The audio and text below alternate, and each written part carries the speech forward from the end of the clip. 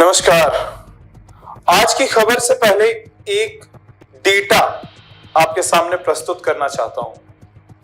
क्या आपको पता है इस देश में एक दिन में 77 रेप के केसेस दर्ज होते हैं। 77 रेप केसेस के एफआईआर लिखवाए जाते हैं एक दिन में इस भारत देश में। अब आप आंकड़ा लगा लीजिए कि एक हफ्ते में कितने होते हैं, एक महीने में कितने होते हैं और एक साल में कितने होते हैं, एक दशक में कितने होते हैं और एक 100 साल में कितने।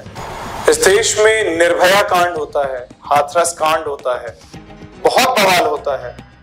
हम कैंडल मार्च लेकर निकलते हैं। देश में कानून व्यवस्था बदलती है, देश में प्रशासन सख्त हो जाता है, लेकिन फिर भी कुछ होता नहीं है।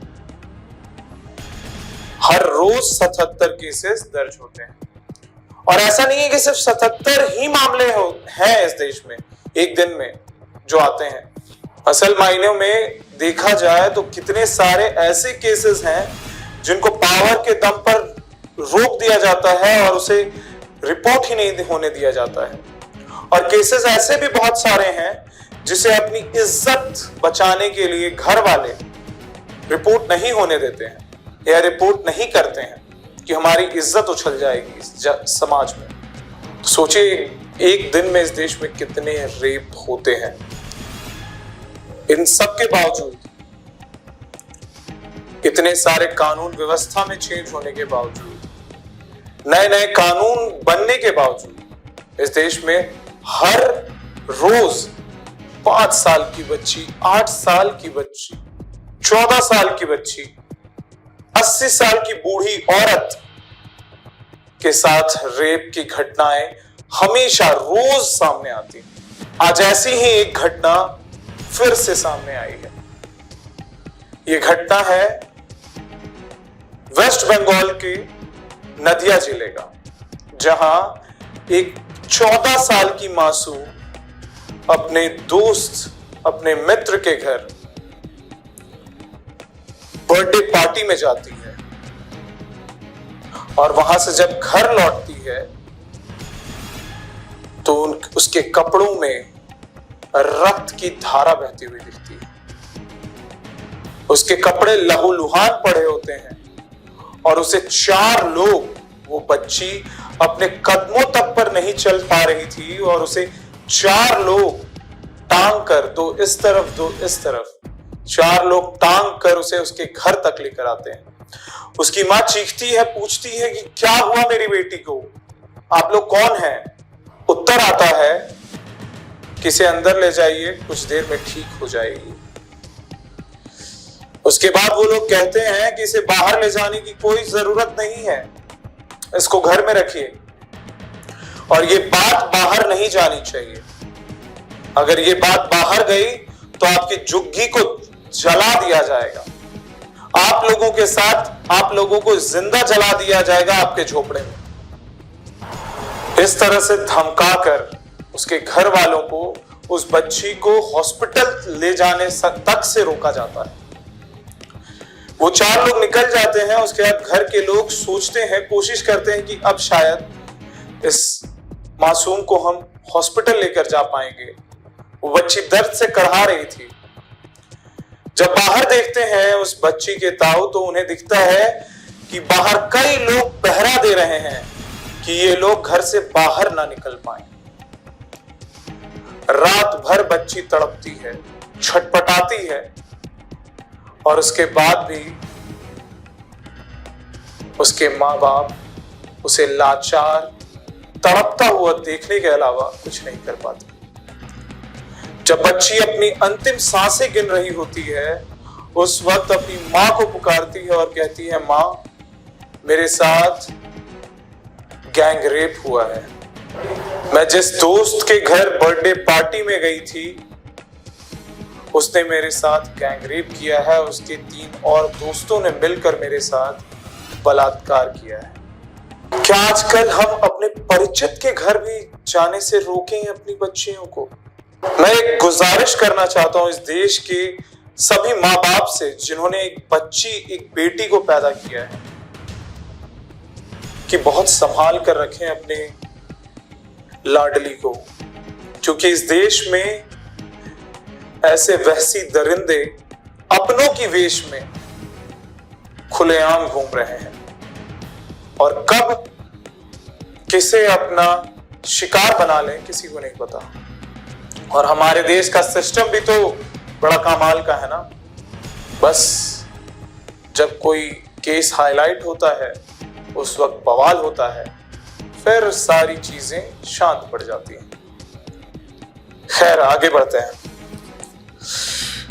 उसके बाद वो बच्ची करहा कर अपने घर पे ही दम तोड़ देती है। उसकी मां उसे झकझोरती है, उसे उठाने की कोशिश करती है, लेकिन वो बच्ची उठती नहीं है क्योंकि उसने अपनी अंतिम सांसें ले ली थी। वो बच्ची इस दुनिया से जा चुकी थी। उसके ताऊ बताते हैं कि हमें सबसे ज्यादा बुरा इस बात का लगा कि हम अपनी बच्ची को बचाने की कोशिश भी नहीं कर पाए। उनकी तड़प को महसूस करके देखिए कि अपनी बच्ची को मरता हुआ देखते रहे वो लोग और कुछ भी नहीं कर सके। उस बच्ची के मित्र जिसके घर वो बर्थडे पार्टी में गई थी, उसका नाम था बैजू गवारी। बैजू गवारी उस नदिया जिले के एक बहुत बड़े टीएमसी के नेता का बेटा है, ब्लॉक प्रेसिडेंट का बेटा है बैजू गवारी। इसलिए उसके जुर्म को छुपाने के लिए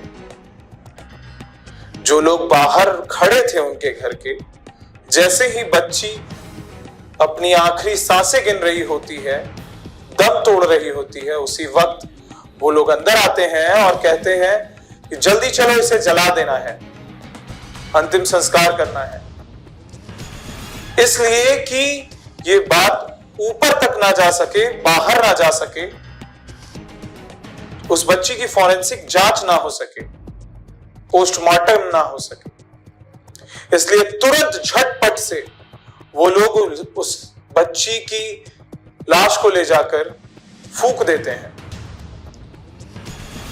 और उसके 6 दिन बाद उसके मां बाप पुलिस में रिपोर्ट लिखवाते हैं।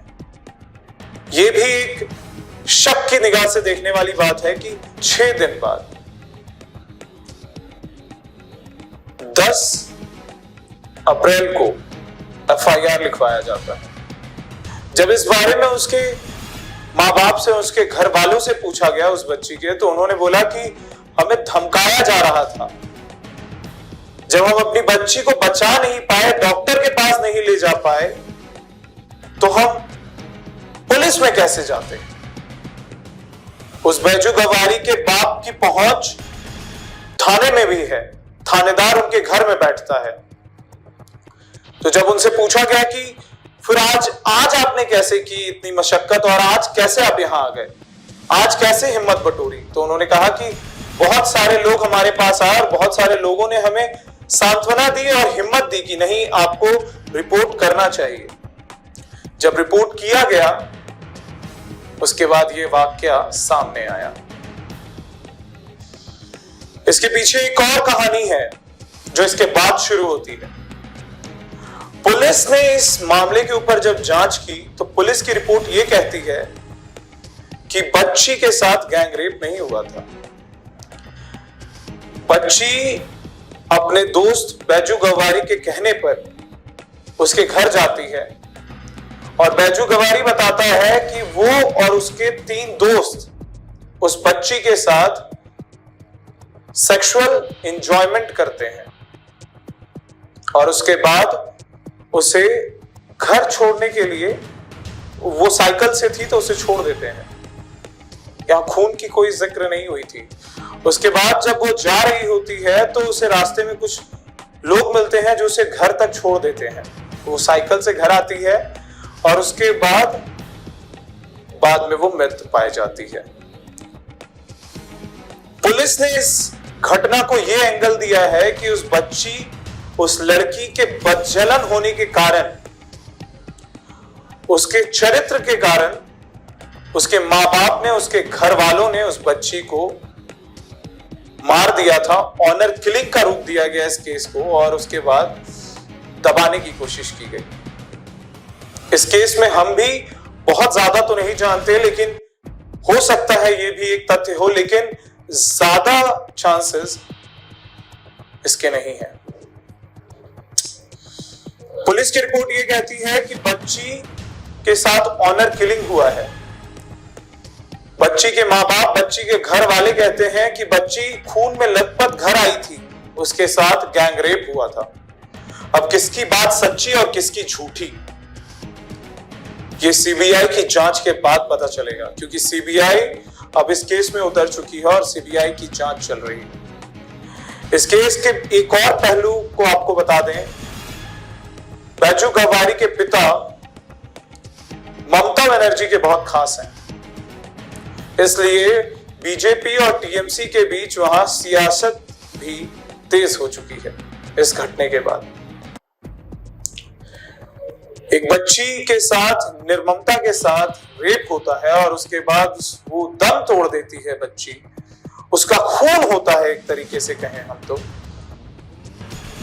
और उस मामले के ऊपर कार्रवाई तो चल रही है, लेकिन सियासत भी गर्म हो चुकी है, राजनीति भी चल रही है। ये कितना अच्छा है इस देश के लिए, इस देश की महिलाओं के लिए, इस देश, इस समाज के लिए, ये आप भी समझते हैं, हम भी समझते हैं। तो इसी के साथ इस कहानी को अंत करते हैं। इस खबर में कोई भी नई मोड़ आती है तो हम आप तक जरूर पहुंचाएंगे उस इंफॉर्मेशन को। तब तक के लिए देखते रहें वी नेशन न्यूज। धन्यवाद।